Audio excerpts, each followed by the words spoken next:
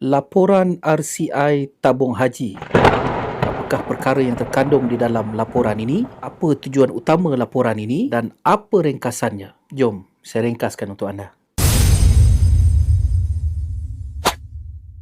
Assalamualaikum warahmatullahi wabarakatuh. Salam sejahtera, da chia hao, vanakkam dan salam madani. Sejak Nomenjak ini banyak yang memperkatakan tentang laporan RCI tabung haji. Apakah dia RCI? RCI adalah Suruhanjaya Siasatan Diraja yang diwujudkan khusus untuk menyiasat sama ada terdapat salah laku pada urus takbir tabung haji bagi tempoh 2014 hingga 2020. Ramai orang yang mempolitikkan laporan ini. Kenapa? Sebab sebelum ini laporan yang telah disiapkan tapi tak didedahkan. Sebab apa tak didedahkan? Sebab terdapat beberapa perkara sensitif jika pendedahan dibuat. Maka kedudukan laporan ini sebelum ini diklasifikasikan sebagai akta rahsia rasmi. Tetapi Kabinet dalam satu mesyuarat pada 29 Julai 2026 yang dihadiri oleh Menteri-Menteri Kabinet Kerajaan Perpaduan telah bersetuju memutuskan supaya laporan RCI tabung haji ini didedahkan kepada publik. Maka bertebaranlah laporan ini dan saya juga menerimanya selepas Kabinet bersetuju untuk mendedahkannya. Jadi saya tahu ramai yang sedang membaca dan menelitinya. Banyak pihak juga yang akan membuat ulasan selepas ini. Tapi ini adalah ulasan awal daripada saya dan saya cuba nak meringkaskannya seringkas mungkin supaya anda faham apakah isi laporannya. Bagi anda yang mungkin selepas ini ada ruang dan masa untuk menelitinya, silakan teliti. Dan mungkin kalau selepas ini anda tonton video saya dan kemudian anda rasa ada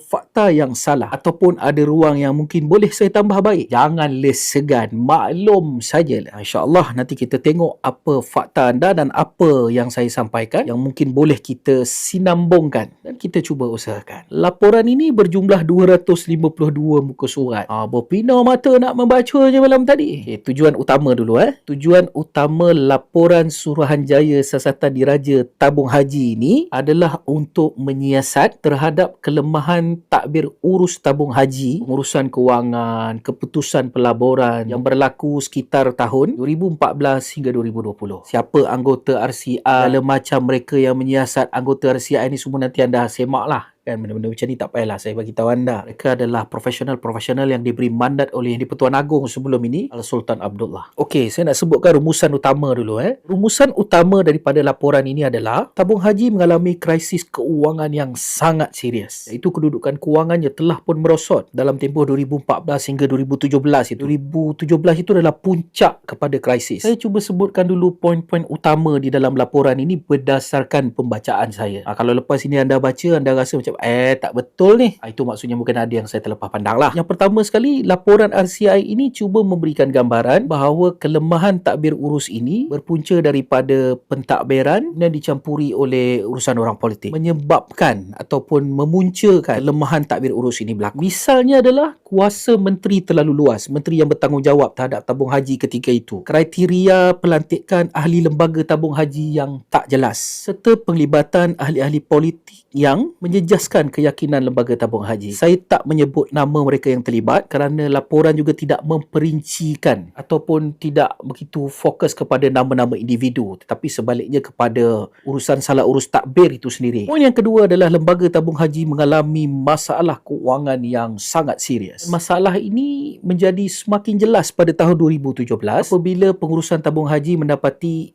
aset dan liability dan piawaian perakaunan mereka tidak digunakan sepenuhnya. Tentang piawaian perakaunan ini, maksud laporan RCI ini, kalaulah piawaian perakaunan digunakan sepenuhnya ataupun metod ini digunakan dalam urusan tabung haji, sepatutnya tabung haji mencatatkan kerugian 1.4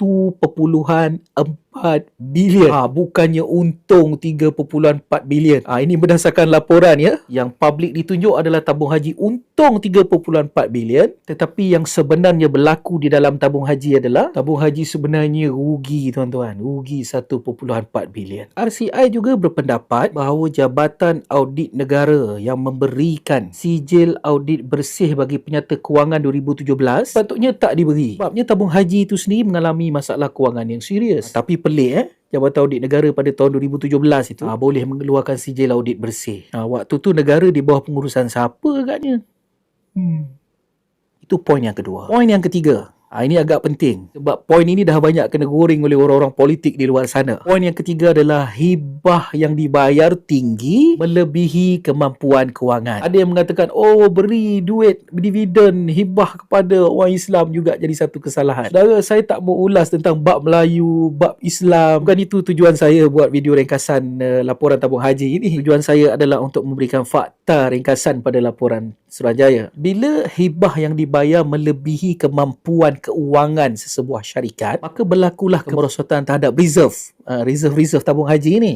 Itu main point sebenarnya dalam laporan ini. Berkaitan hibah ini ataupun setengah orang sebutnya dividen lah. Bila hibah dibayar melebihi kemampuan kewangan tabung haji, dia telah menghakis rizab tabung haji itu sendiri. Maksudnya bila dia tak boleh nak tampung, dia terpaksa cairkanlah rizabnya. Apabila tabung haji mengalami tekanan ini mendorong tabung haji untuk pergi kepada pelaburan yang lebih besar. Yalah, dia orang agaknya mungkin pengurusan rasa aset semakin rugi, jadi buat pelaburan yang besar mungkin boleh mengembalikan keuntungan itu. Agaknya gitulah kan. Poin yang seterusnya adalah beberapa pelaburan yang berisiko dan bermasalah yang telah dibuat oleh tabung haji. Contohnya dalam sektor hartanah, sektor peladangan, dan ini juga telah membawa kerugian besar kepada tabung haji. Kemudian Penubuhan Urus Harta Jamaah Sdn Bhd UJSB. Yang ini sebenarnya adalah sebahagian plan pemulihan untuk menangani defisit yang berlaku terhadap tabung haji. Sedikit fakta tentang Penubuhan Urus Harta Jamaah Sdn Bhd ini, yang meluluskan pemulihan terhadap penstrukturan semula tabung haji adalah Mesyuarat Jemaah Menteri, Kabinet lah. UJSB ini ditubuhkan sebagai syarikat pegangan pelaburan dan pengurusan aset milik penuh MBI ataupun menteri yang diperbadankan, ataupun satu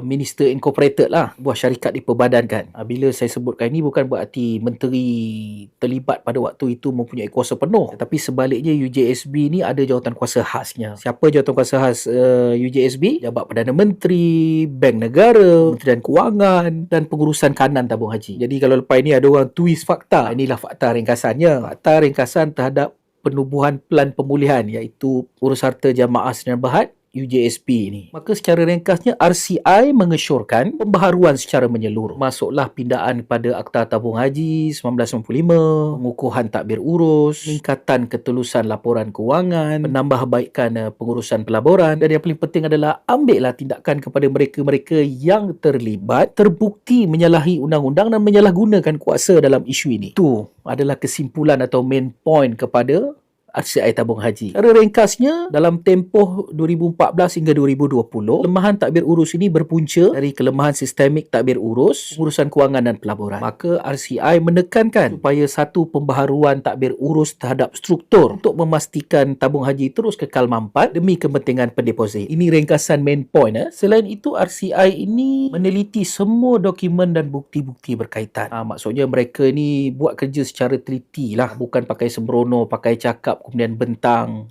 Tak. Mereka juga turut meneliti sekiranya terdapat usaha-usaha yang berlaku dalam kelemahan urus takbir itu untuk menyembunyikan fakta terhadap isu-isu berkaitan maupun sesuatu yang mengelirukan terhadap pengurusan itu. Maka itulah tujuan RCI ini. Secara ringkasnya, laporan memberikan tumpuan kepada takbir urus ataupun good governance. Yang ini menjurus kepada menilai kelemahan Akta Tabung Haji 1995 dan juga meneliti kuasa menteri, ahli-ahli lembaga, penglibatan orang politik. Kemudiannya menjadikan konflik terhadap tabung haji. Ini point good governance. Kemudian poin terhadap pengurusan kewangan. Mereka menyiasat bagaimana pengurusan aset tabung haji, liability, hibah, orang kewangan, amalan perakaunan, semua berkaitan itulah. Dan akhirnya mereka cuba mencari apakah dia punca yang menyebabkan tabung haji mengalami krisis kewangan yang memuncak pada 2017 itu. Seterusnya adalah poin terhadap pelaburan. RCI ini cuba menilai tentang keputusan-keputusan yang dibuat terhadap pelaburan-pelaburan. Menilai kembali pelaburan yang bermasalah, pelaburan yang berisiko, yang kemudiannya mencecaskan tabung haji dan pendeposit. Dan seterusnya, RCI juga meneliti plan pemulihan tabung haji itu. Maksudnya daripada